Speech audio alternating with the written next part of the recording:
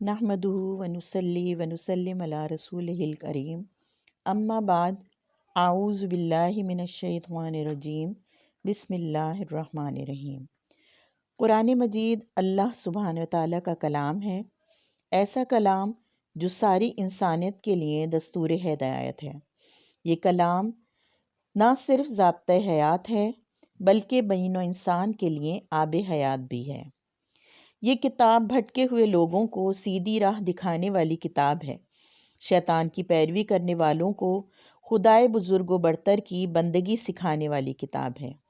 قرآن مجید کا دیکھنا بھی عبادت، پڑھنا اور پڑھانا بھی عبادت، سمجھنا اور سمجھانا بھی عبادت، سننا اور سنانا بھی عبادت، اور سب انسانوں کا اس قرآن مجید کے مطابق عمل کرنا بھی عبادت ہے۔ سورہ بقرہ قرآن پاک کی سب سے طویل اور پہلی سورہ مبارکہ ہے۔ اس میں 40 رکوعات ہیں، 286 آیات ہیں۔ یہ کم و بیش 2.5 پارے پر مشتمل ہے۔ سورہ بقرہ کو پورے قرآن پاک کا خلاصہ بھی کہا جاتا ہے۔ قرآن پاک میں زندگی کے ہر پہلو پر روشنی ڈالی گئی ہے، اور سورہ بقرہ ان تمام مضامین کا مجموعہ ہے جو مکمل طور پر قرآن پاک میں موجود ہیں۔ سورہ بقرہ کا پڑھنا باعث برکت و ثواب ہے۔ صحیح ابن حبان کی حدیث نمبر 780 ہے، جس گھر میں سورہ بقرہ پڑھی جاتی ہے شیطان وہاں 3 دن تک نہیں آتا۔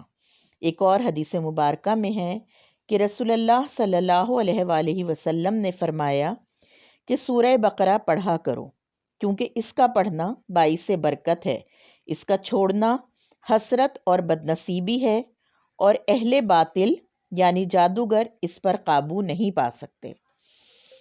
سورہ بقرہ کا روزانہ پڑھنا باعث ثواب و برکت ہے، تاہم طوالت کی وجہ سے، کیونکہ یہ بہت طویل سورت ہے، اس کی وجہ سے اگر روزانہ پڑھنا ممکن نہ ہو تو کم از کم 3 دن بعد ایک مرتبہ پڑھنا چاہیے۔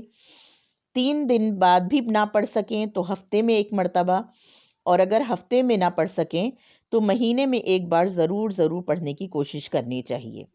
اور اگر یہ بھی ممکن نہ ہو تو رات کو سوتے وقت سورہ بقرہ کی آخری 2 آیات کا پڑھنا انتہائی فضیلت اور برکات کا حامل ہے۔ اس ضمن میں ایک حدیث مبارکہ میں ہے کہ جو شخص رات کے وقت سورہ بقرہ کی آخری 2 آیات تلاوت کرے گا تو یہ 2 آیتیں اس کے لیے ہر قسم کی آفات سے بچاؤ کے لیے کافی ہو جائیں گی۔ سورہ بقرہ کی تلاوت سے حق تعالی شانہ کی وہی توفیق حاصل ہوتی ہے اور بندہ شیطان کی شرارتوں سے مامون و محفوظ ہو جاتا ہے۔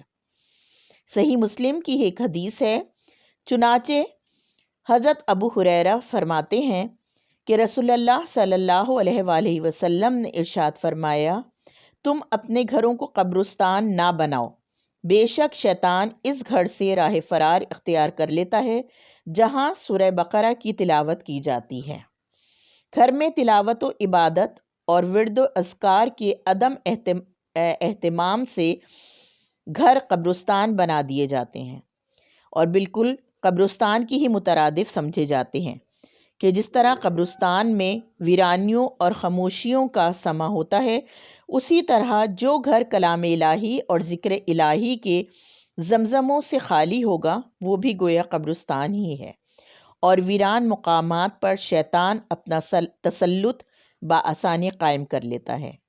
اسی وجہ سے فرمایا گیا کہ سورہ بقرہ کی تلاوت سے گھروں کو آباد رکھو۔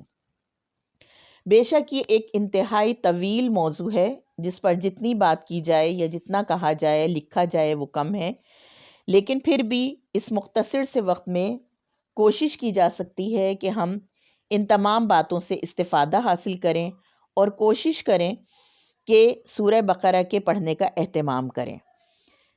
ہر جمعے کے جمعے اگر سورہ بقرہ پڑھ لی جائے تو دل کو بھی اطمینان حاصل ہوتا ہے، اور ہمیں بھی یہ محسوس ہوتا ہے کہ ہم نے کچھ نہ کچھ اللہ تعالیٰ حق شانہ کا حق ادا کر دیا۔ اللہ تعالیٰ ہم سب کو قرآن پاک پڑھنے، سمجھنے، سننے اور سنانے کی توفیق عطا فرمائے، اس پر عمل کرنے کی توفیق عطا فرمائے، اور ہمارے بچوں کو بھی دین حق پر چلنے کی توفیق عطا فرمائے۔ آمین اللہم آمین۔